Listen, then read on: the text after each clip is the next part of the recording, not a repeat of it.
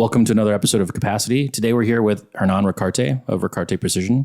They're a precision manufacturer here in Southern California, working with aerospace, defense, medical OEMs, doing AS9100 work, making really cool stuff, components for particle accelerators and rockets, a lot of cool stuff on the shop floor. Welcome. Thank you. Appreciate it, Sunny.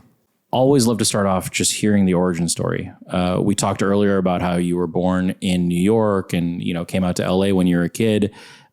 Give me the whole backstory. Like how did you end up and where you are today? So my parents are Colombian. They immigrated to the East Coast, met there. And then my sister and I were born in New York City. My parents wanted a better, more stable upbringing for us, safer public schools, I guess. So we moved out to Southern California when I was 7. It's a big move. Big move, yes. Big move. I came with the accent and everything. So it totally did. Culturally, now looking back on it, yeah, culture was very different. But yeah, so when I was 7, we moved out here. My father was a machinist. Was he a machinist in New York too? Yes. Okay. So he, ever since I can remember, had 2 jobs. So working a full-time day job, full-time night job as a machinist. So he worked for Ford Aerospace, L'Oreal, and some of the local aerospace companies here. And then when I was in high school, he started the company. And I had really nothing to do with it. So my background is that I came in one day to help my dad out per his request. He had me measuring some pins with the micrometer. I made mistakes. I got yelled at and I never stepped foot back again here. It was bad. How long after you started the company were you asked to help out? 30 years later. I see. Literally. Yeah. Wow. So do you remember him starting it? Like, was it like a big deal to, take this risk and go start a shop? No, I think it's, my parents are very conservative, but also very mindful of not bringing unnecessary stress to my sister and I think. So I think looking back on it, I probably did feel a bit of stress within my dad and my mom, but no, it was stability at home for sure. But yeah, so I graduated with an economics degree. And then I went to Japan, of all places, studied Japanese, got a job at a medical device company in Japan. Why Japan? Why Japan? So I always had an interest. So back then I graduated high school, to date myself in 87. And back then, Japan's economy, at least when I was in high school, was growing. And they were supposed to overtake America. That was the projection, right? And they did well. They did really well. They did well. So I had an interest. And so when I graduated, the economy wasn't doing that great. And I thought, okay, well, I'll go to Japan. In 2 years, I'll be a master in Japanese and I'll come back and get a job. But I wound up spending in total 10 years in Japan, coming back to the US and going back to Japan. But it was all in the medical field and healthcare. Then in 2016, my father was thinking of selling the business. My sister and I looked at it. My brother-in-law is a retired CFO of a publicly traded pharmaceutical company and that. So we, all looked at it together and discussed it. And that's where I sort of thought of giving it a shot. How do you go from never setting foot in the business, didn't even think about it, to considering buying it, like putting your financial future on the line for right. it? Yeah, it was a huge, huge step. At the time, one thing that was a significant factor was that my children were very young and we were living here in California by that time. And so my career was really deeply embedded in Japan. So I was spending 2 weeks here, 2 weeks Tokyo, 2 weeks here, 2 weeks Tokyo for approximately 6 years. And, having young children and seeing my boys crying when I'm leaving, to the airport is tough. At the same time, I recognized that my dad worked very, very hard and to, sell the business, for what people were asking for it, and understanding that, we didn't have a niche product, we didn't have our own product, and selling it basically for assets and a portfolio of customers was not fair either.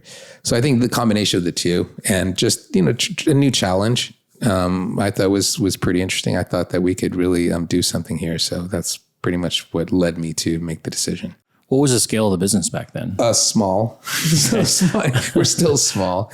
It was less than a third the size of what it is now. Wow. So in 8 years, it's 3 times larger. More than almost 4 times larger. Oh. Yeah.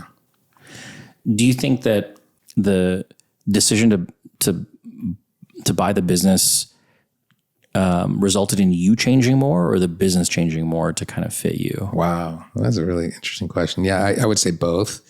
The business definitely changed. My father was really in third gear. He was in his mid 70s, and he was pretty tired. And when I came on board, I was in my 40s. And so my father, I think it was a little bit of, it wasn't the usual pattern that one sees in the next generation taking over the business with any type of conflict or anything like that. My father basically, in a sense, handed me the keys and let me make my decisions, make my mistakes. Was there an overlap? Like, was he here? Yes. So there was about a 1.5 year overlap. And he, I think, just felt, okay, I think you've got this. I'm taking off and riding my bike. So fortunately, I'm very fortunate that my parents are both super healthy. They're both in their late 80s. But my dad's a cyclist. And so now he continues riding 180 miles a week. Wow. On his bike. And my mom and he are, have a nice little house, and they're comfortable. So life is good. What would you say your journey was in learning manufacturing? Because that's not your background. Correct.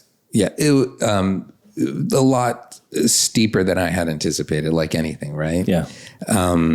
So what we do, contract manufacturing, is not easy. Again, we have to abide by what our OEMs design and how they document their drawings and things like that. And the expectations are very high. The appreciation from the customer is very low as well. And the appreciation for the complexity of what we do, I think is too low. And so, yes, it was definitely tough at the beginning. I think, spun my wheels for the first 2 years for sure. Made a lot of mistakes, costing out jobs, for example, cost accounting, things like that. Was a big area that, I struggled with initially. What do you mean by that? Just, I think initially I was maybe more of the mindset, let's take the job, and basically strangling ourselves. Learning, but that's how you learn, right? And fortunately, none of the mistakes were too big. What was the moment that you learned where you're like, I got to stop doing this? Looking at the P&L and balance sheet, at the end of the year, I think did it. Mm. Yeah. And again, that, it forces discipline, from an organizational standpoint, a financial standpoint, and that makes you really look at, where the holes are, as well as where the opportunities are. It takes cash to grow though, lots of cash, and you're almost 4 times larger. You can do some computation and see all the risk and cash you had to put in there. You said that your dad was kind of at the end of his career in third gear. Mm-hmm. Were you in 6th gear? Like what did you have a turbo on? And like, what was the vibe and how do you moderate that? Yeah. So again, I think all of us are sort of, like to drive in 100 miles per hour. And my father had always been like that.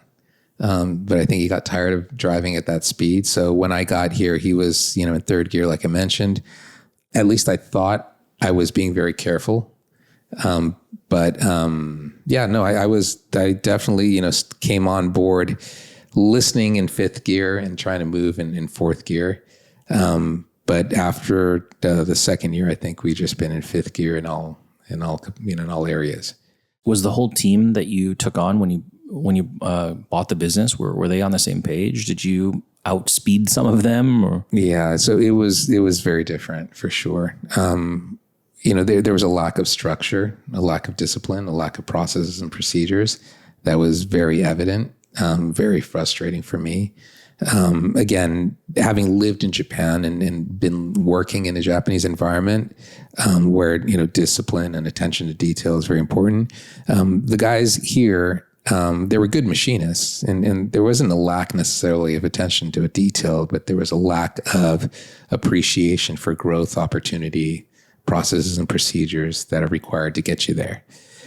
So when I came on board, we didn't have AS9100, we didn't have ISO. So I started off, looking at ERP systems. We implemented our first ERP system, which was paper-based. Then we outgrew that in 2-3 years, and we went to a digital ERP system and sort of outgrew that. And, today we're moving forward with, what we feel is a great ERP system in Fulcrum. What parts of what you learned in Japan do you think fit the culture here in American manufacturing? And what parts did you have to learn not to bring over? And was that a learning process, or was it kind of intuitive? So I spent a long time in Japan. Yeah. So basically, a little over 20 years in total, living there for 10 years. But Japan, like the US, has many strengths and weaknesses, right? And from my perspective, in Japan, there's an extreme attention to detail, but there's also the paralysis by analysis. And a lot of bureaucracy and things like that too. Exactly. No matter what you do, whether you're going to go play golf or go to the swimming pool, there's rules that you have to follow and processes that you have to follow and things like that. So that's super unfortunate. On the other hand, in the US, we're a little bit sloppy, but we're aggressive, and we make mistakes fast, which is, I think, a huge benefit and just shows in the strength of our economy. At the same time, I think we're probably the best marketers and salespeople in the world, which again, it helps propel the growth that you see in our economy and all of the companies that start here. So when I came over here, I think the attention to detail and that is something that I've always appreciated. But I think from maybe from a sales and marketing standpoint, I knew we had to be a little bit more aggressive than I had been accustomed to, perhaps in Japan. But at the end of the day, people are people, and in what I was doing in Japan, we had to deal with physicians, we had to deal with nurses, we had to deal with different individuals, and it's just the same. We were just dealing with people, and you just got to find a way to connect. In many ways, even though you were there for 20 years, there's a lot of how you operate this business that's very different. I've been going to Japan as probably my only vacation spot for almost 10 years now. And I remember 10 years ago, even at really high-end restaurants, it's all cash. And there was no Wi-Fi anywhere. And like all these things, like the adoption of technology is pretty slow, ironically. And also aggression is not really the methodology for growing a business. And here you are, very aggressive, growing fast, adopting new technologies all over the place. Like, was that just suppressed by Japanese culture and was always in you? Or is it something unique about this business that demands that? Precision machining, and this industry in general, there's a lot of old school, archaic aspects that still exist, And, I think Southern California is a good example of that, in that, there are many, many, many precision machining companies. In Santa Ana, in the city that we're in, there are at minimum 200 quote unquote machine shops of varying sizes in that. And you don't like that term, machine shop? I hate that term, machine shop. Yeah, I think it's antiquated. It's sort of, for when I hear that, I hear dirty, dark, dingy, tribal knowledge, lack of processes and procedures and that. And, and if I say, we have a machine shop, to, a person that's not in this industry, they'll think that we work on Buicks, So when we do much more than that, and I think we shouldn't degrade ourselves, and maybe that's not the right term to use, but we do very, very sophisticated things here, and we have to document, and we are working, with parts that are 0.0001 inch in tolerance, and so we should use the correct terminology and also try to articulate, what it is we do, how complex it is, the things that we do, so that our customers can appreciate a little bit more of what we do. When you started 8 years ago, do you think that was in the middle of a cultural change in this industry, still in the beginning, or where are we right now in machine shops becoming precision manufacturers? I think it's definitely changed. I think there's a lot more movement. A lot of the baby boomers are going away, retiring. Those that didn't really focus on the succession plan are sort of walking away or selling, for pennies on the dollar. There's a lot of PE firms, as out there doing things well, doing things not so well. I think a lot of PE firms and a lot of companies in general hit the hard reality of how hard it is to be successful in contract manufacturing. And there's definitely a lot of change. There's far fewer machine shops, out there. At the same time, we struggle to find good people. We struggle to, train people, but I think that's sort of self-inflicted by the industry because we have been too fragmented. And, I walk in here every morning thinking, damn, we're not benefiting from economies of scale, whether it's in, material purchasing, or the machines we're using or the training. And, there are, we're on a major street and we've got a building that, stands out a little bit. And so we get people coming in here literally every week looking for work. So we're not short of machinists or operators or programmers. I think we just got too much mediocrity. And I know that sounds like maybe arrogant and bad, but it's a reality because again, there's too many companies. They're too fragmented. They're not really focused on processes and procedures. And a lot of these people, unfortunately are stuck in a culture that is lacking the discipline that can help them grow, that can help them feed their families, that can help the industry. Do you think that fragmentation is related to this culture of mediocrity? Do you think they're separate? Is a solution for them the same? Is it like how do you fight against that? The economies, right? As we develop, we're going to develop out of it because it can't last. And competition is good, and competition will weed out, the fragmentation. People move towards money. And that's why the PE firms are getting involved because they see opportunities. And again, we in Southern California have a huge biomedical and medical device industry here. We've got a huge defense industry here. We've got huge aerospace and space industries. And these companies are also struggling to find good vendors, good precision machining companies. And I think, those that are making investments in their people and in their technologies and that will come out of this stronger, and that's the boat we want to ride. You said earlier that you underestimated how difficult this is. I think a lot of PE firms that don't do good things underestimate how difficult it is, but you gritted through it. You pushed through it. On the other side of the coin, where our culture is expecting things to be easier, we expect to work less hard. That seems problematic that fewer and fewer people are going to want to stick through it and figure it out, right? We only live life once and we should be making the best of it. And we want to make our parents proud. And so do something with your life, and reach for the stars. And, every minute matters. And if you're not bettering yourself and bettering those around you, then, just from my perspective, just go ahead and jump off a cliff. I mean, maybe that's too harsh, but. Well, we can't do it ourselves. We need to be able to change the culture somehow. We need to, even if there's endless opportunity because no one else is taking it, we still got to be able to create pockets of that culture around us, right? Mm-hmm. Yeah, and super important. And I think that is, so taking a couple of steps back, we believe very much in teams. We use sports as an analogy quite often. And I think that's important.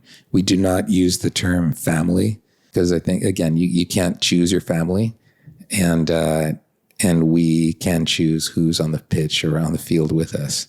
And so if you don't have the right team members in the right positions, then you're going to lose those games. And we don't want to lose games. So again, business is never personal. It should not be personal. But at the same time, you need the right people on your team in order to be effective and to reach your goals. So we are very, very careful in who we bring on board. We try to do our best relative to onboarding, having new people trained, not necessarily by the best technical person, but the best people that we have culturally in the organization. Because again, everyone's different. Everyone has a different personality in that. But here, if you want to grow, if you want to learn, if you want to be part of a team, then it's the right fit. And we just can't afford to babysit for too long or to have, the wrong members on the team. What's your success rate in hiring? Like, how often are you right about the people that you choose? I would like to say 70, 80% of the time. But when we don't have the right hire, that decision is made within the first week or two. Wow. I mean, if you don't have it figured out by the person's third week, then you're not onboarding them properly. You're not really paying attention to your people.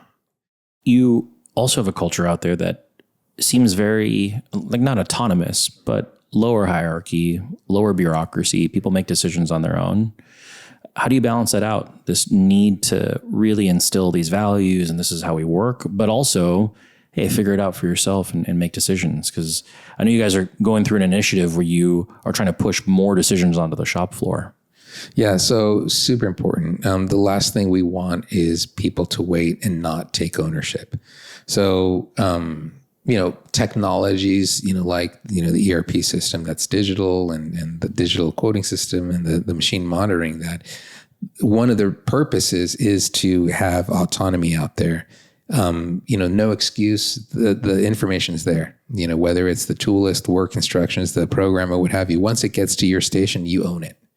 So making the decisions requires investigation, requires, a sense of responsibility, a sense of being on a team. But again, like you mentioned, it's easier said than done. So having the digital technologies out there, having people that are strong in them and training other people and things like that gives a feeling of empowerment and ownership. But things that help us are all hands meetings. We try to do them every month.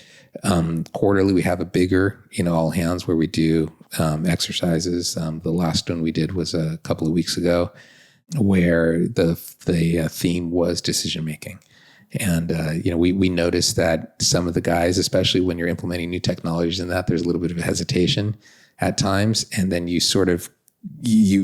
regress back to your shell, and you stop making those decisions. So the exercise we did was, what is stopping us from making decisions on the floor? So, we got in groups, we got the guys to articulate, we made it competitive. We had them, put drawings together, and we're in the midst of making posters of these drawings and putting them all throughout the floor, because the focus is we make decisions.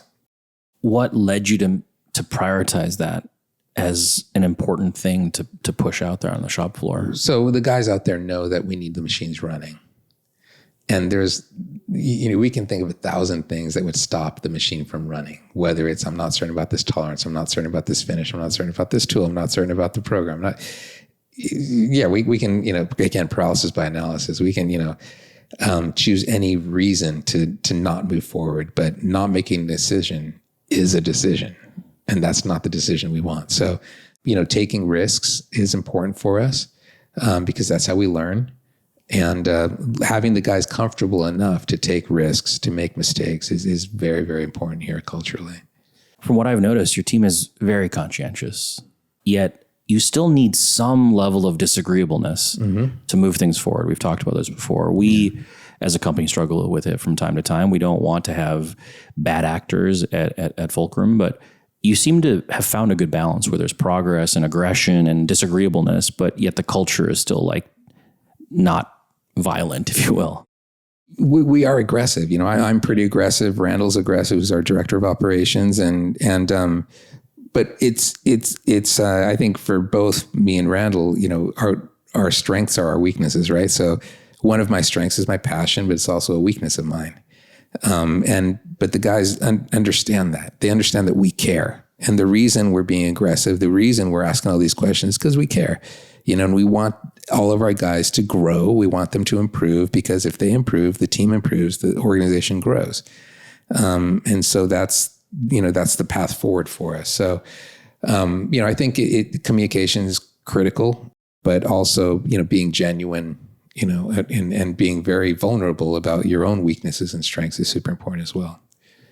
Most people, when they have that passion, end up, unfortunately, kind of suppressing it because it causes problems where their communication techniques, philosophies, ways to remind yourself to be vulnerable, to message things in different ways that is still authentic. Like, are there things that helped you along the way?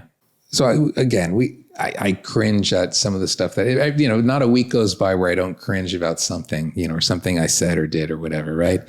And having team members that have your back and turn to you and say, Hernan, you're way too rough on that guy. Or Hernan, you talked to him for 3 minutes, but he didn't understand what you said. And that's where we have to help one another, and we're all human, and well-intentioned doesn't mean success, right? So, I think having an open, 360 type management team is super important. Because, we all have to be cognizant of our strengths and weaknesses, and we have to work together in order to make sure that we're, making the best of those strengths.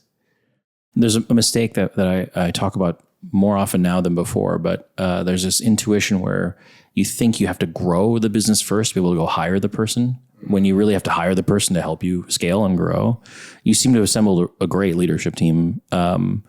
Looking at your history, kind of before need almost, right? And from my perspective, that's helped you get to where you are today. How did you see that? Was it an accident? Did you learn that somewhere? Like, you seem to have done it better than most that I've encountered in this industry. Egg, chicken, egg, and so many things, right? I mean, we were at a point where, I don't think we were in at 5 million revenue yet. And we went ahead and bought, our first Matsura, 5-axis pallet system, for $1 million. And so, that was sort of egg, chicken, egg. But, we are so set in growing, and there's no looking back.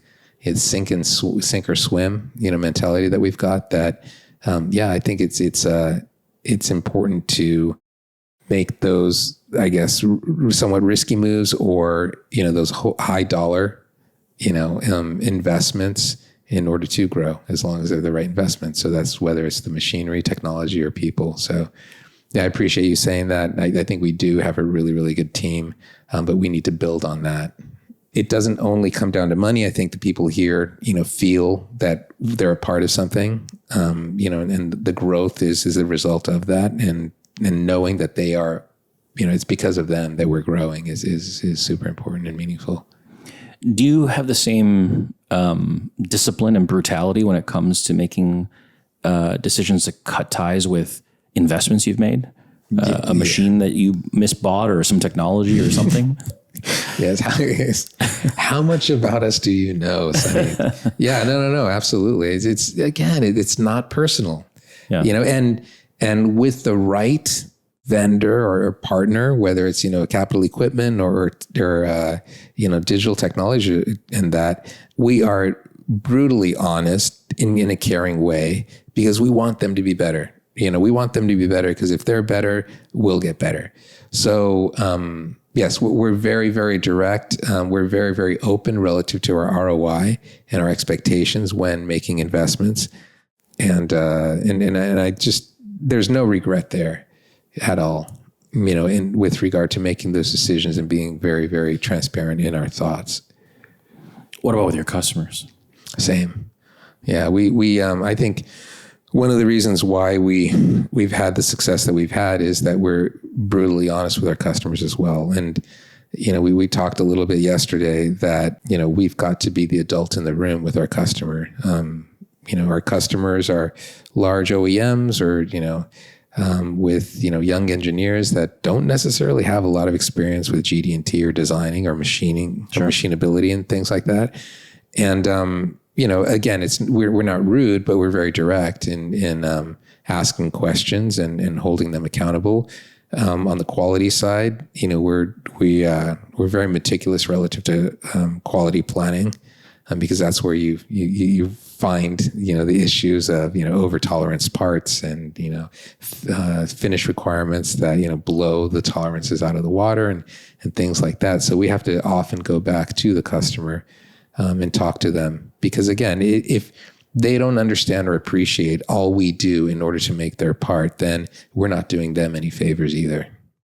We talk internally at Fulcrum about how manufacturers, we're not machinists, we're not sheet metal fabricators. We don't know really what it feels like, but what we've observed, what we help understand, is that there's kind of 4 disciplines with a shop. There's culture, there's actually making the thing. There's the business end of it, of making sure they're making money. And then there's sales in growing the business.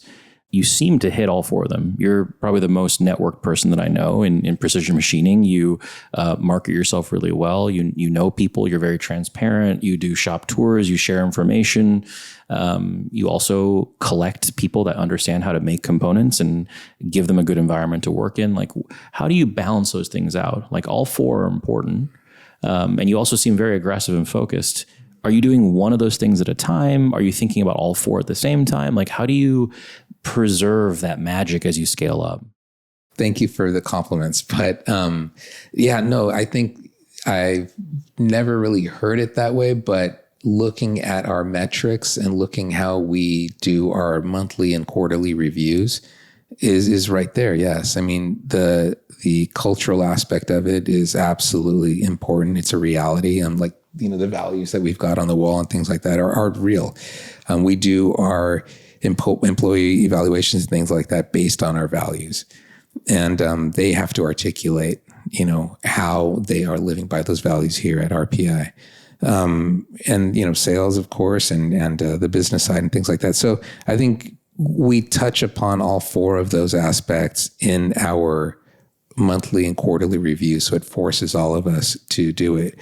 One other thing I think that's important is that I need to be as transparent as possible with the team so that I'm not the only one stressed out about certain things. When I walk through the floor, people understand, oh crap, we're late on this, or, he's stressed out about this or that. I mean, we're all aware of the priorities that exist in the organization, and everyone has a clear role, defined role in how they're going to help, be successful in those areas. If you were to just take a snapshot of what your business is today and what it was when you first took it over, what was the hardest thing to change? And what was the thing that you changed that you didn't expect to have as much impact, but it's been really important since then? I would say like all the processes and procedures are the hardest, right? And it can feel really corpo to people, right? You're asking them to talk about values, but that probably didn't exist 8 years ago, right? How do you fight against that and keep it authentic, but still have the structure that's necessary? Yeah, a lot of repetition, I think, and from different angles. So what's been hard is like any company, I think, is just, being really disciplined relative to the processes and procedures and how we plan that out and how we implement it. And we repeat, the implementation of that. Whatever technology we're bringing in, it has to be part of the culture. So, I think, communication, the all hands, the being really, really transparent with, our objectives, I think all sort of like, blends in with the culture as well. I think a lot of people read a bunch of books, listen to advice, but very few people actually adopt it. Oftentimes it doesn't work, or maybe there's an excuse that crops up. Was your faith in process and procedure and structure ever tested? Did you ever, waver or, lose discipline? Like what's that journey been like? Yeah, it's a grind, right? And all of this is a grind. Yeah. So we like, I look at it as going to the gym and getting tearing your body apart, and feeling sore afterwards. But that soreness feels good because, there's muscle and benefits, that you've come. But there's this back pressure sometimes where you start playing not to lose. You get big enough. You don't want to lose what you have today. Mm-hmm. And that, I think, makes tearing things up and rebuilding muscle harder and harder as you get larger and larger, right? Yeah, but again, we're still small. I mean, we still have I think in a way like an underdog mentality, and we just recognize so many areas that we could be better in, that we could do better.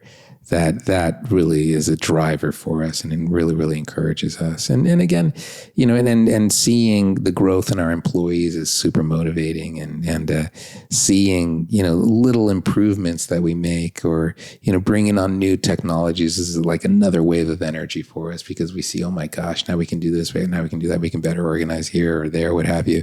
So just, I think all of those, they're all stimulus, exciting opportunities, that, and at least that's the way we see it. So you've almost 4X'd. I'm sure your ambitions are to 4X again. Mm-hmm. What does the company have to look like to get to the next phase? Right now, we have a good growing middle management team that we are really excited about, but they just need to get to that next level of knowledge, of confidence, of decision making. And when they do get to that next level, I think we will be extremely, extremely strong, and the sky's the limit. More of what we're doing right now, working with the right partners, right technologies, and the right customers as well. Because that's another thing too, right? And I mean, you guys probably do it as well, but at every year we review our customers and decide who to fire and then who to really focus on for the opportunities. But yeah, internally, I would say, growing our middle management team to that next level would be awesome. Where do you think things are headed?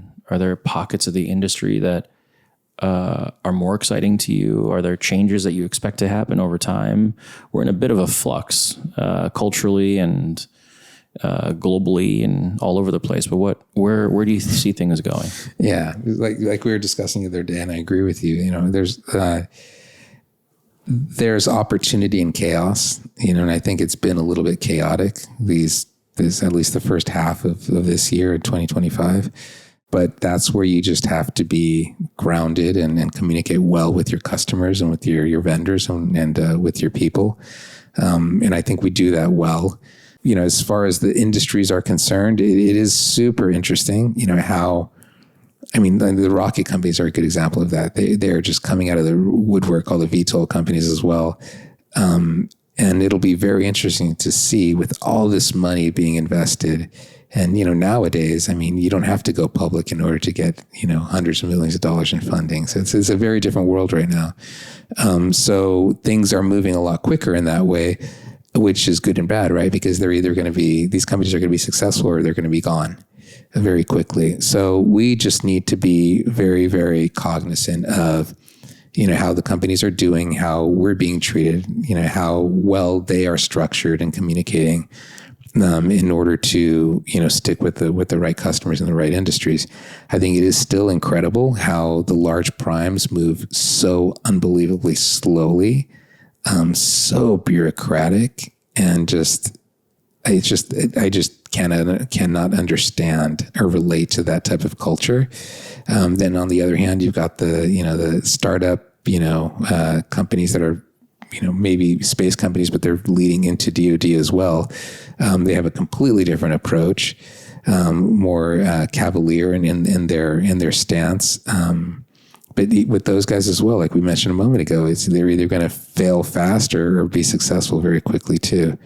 So yeah, I'm not answering your question because I just don't have I don't have a good answer for it. We're not in a situation where we know, okay, we do this extremely well, so we're just going to focus on DoD and this area of DoD, or, we make, the best, Inconel manifolds. We do manifolds really well. We do Swiss really well. We do wire EDM really well. And, we do pretty well with automation and in production and things like that. But I guess we haven't matured enough to really, really recognize where we can absolutely outshine above anybody else, and which industry we really want to ride the coattails of. Combining a couple of things we talked about earlier that you said, the first is this concept of fragmentation and scale. As machines get more expensive, you save $1 million Metzer out there. It makes it a bit tougher to be a 2-person, 3-person shop. And then on the other end, when machines are really expensive, it makes it much more difficult for a really large company to spend $100 million, $500 million on machines and try to insource it. Do you think that the way that, computer controlled machinery is moving is helping this kind of mid-sized manufacturing, contract manufacturing market? Do you think it's hurting? Like, how do you think the market's changing because of that trend? Yeah, I think we can, with not only the capital equipment, but with AI and technologies that are out there, we are definitely doing things a lot better. We're documenting things a lot better. We're far more transparent. We can drive accountability. We're far more efficient. So, but yeah, you need to surpass a certain threshold in order to make all of that make sense. I agree in that very small companies will have a hard time because they just don't have the bandwidth or the expertise to hire and cover all those bases. And like you mentioned a moment ago, when the companies are too big, they're too bureaucratic, and there's just way too much technology and specialization in contract manufacturing for them to cover all their bases as well. So yes, I agree in that, mid-sized contract manufacturing will be a necessity for the industries that we cover, that being DoD space and aerospace and in medical as well. And yeah, it will definitely be a need. I mean, we can also talk about, 3D printing versus, machining and things like that. And that's like another conversation of its own. But even within those realms, at least for the foreseeable future, there's going to be a combination of the two. And yet again, that's where, the mid-sized contract manufacturers have their place. So we are struggling with, our engineers feeling threatened or existential panic from AI being able to write any code at all. Your industry went through that years ago. Mm-hmm. Do you have any advice for us from your perspective? Oh, that's awesome. What an awesome problem, right? It's exciting times. No, I mean, I'm sure you've got, I'd love to hear your perspective on all of this. Because for us, AI is a necessity. AI is awesome. We love AI. I mentioned earlier in our conversation that, for middle management, that's one of our interview questions is how are you using AI? And how could you use AI in this role that we're talking about? And if we get deer in the headlights reaction, then they're out the door. It's not going to work. What percentage of your candidates are deer in the headlights? Probably 30%. Oh, that's much lower than I expected. Yeah. So, but still, it's what an opportunity lost. But yeah, I mean, what is your reaction to your employees asking you about their job security and the development of AI? I think that my position is that over time, I hope that as a civilization, we're all expected to upgrade ourselves in order to advance. I think there's been a long period where software engineering has been really protected. But as long as the technology allows us to build more useful things, that's what humans are good at. We're good at building tools that allow us to do even more things. I do have a lot of empathy for it. I don't think that the CEO job is any less automatable than a software engineering job. I don't think that a software startup founder's job is any less automatable. I think all of those things are a set of computations that are very similar to generating code.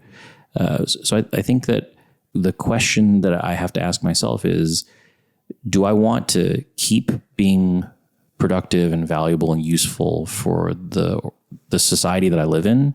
Or is it time for me to give up?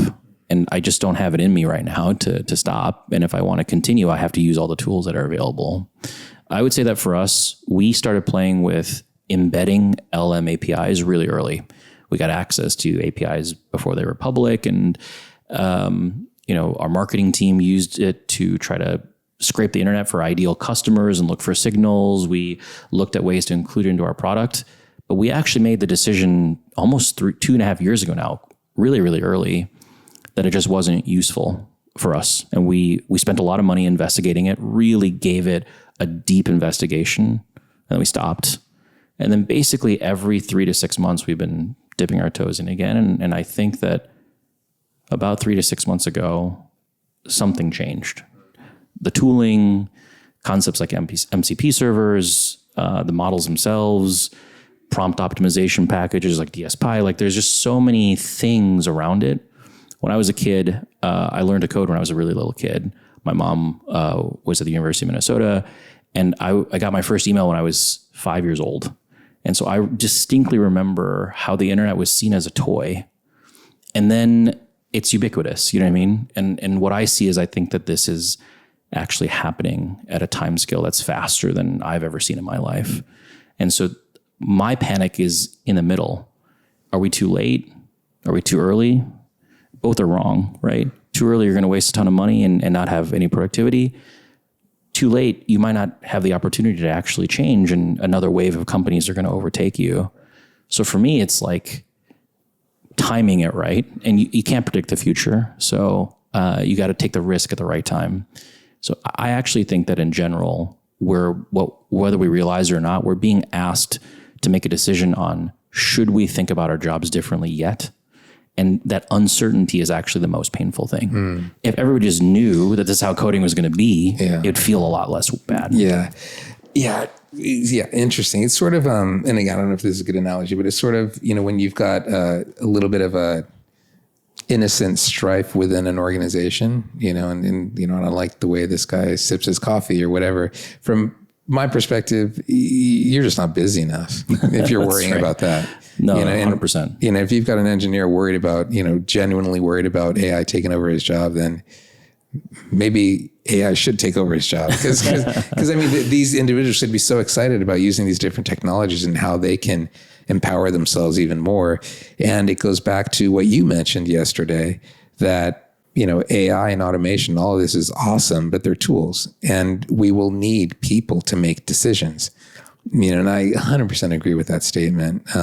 We've got great, capital equipment here, great technologies, and that we absolutely need our people in order to capitalize on this, because, we can't read in a book, and we can't, go into OpenAI and do a ChatGPT on, what is best for RPI.